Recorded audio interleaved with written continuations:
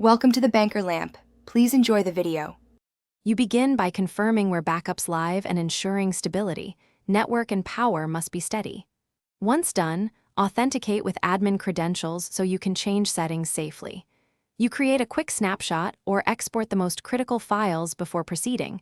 This preserves a fallback. Make sure to note schedule, retention, and encryption status so you can restore policies afterward.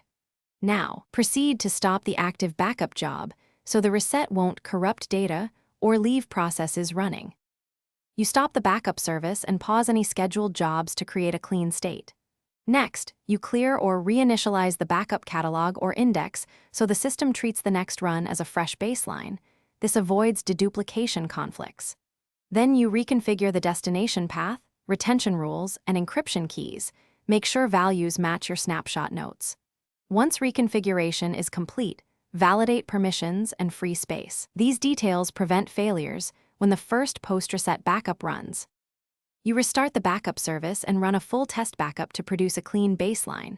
Watch completion logs for warnings or errors. Once the job finishes, perform a test restore of several representative files to confirm data integrity and that encryption and paths are correct. If something fails, check logs first, then permissions and storage health. Network hiccups or wrong keys are common culprits.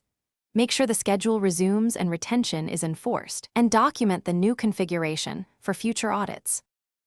Thanks for watching. If this was helpful, leave a like and consider subscribing. See you next time.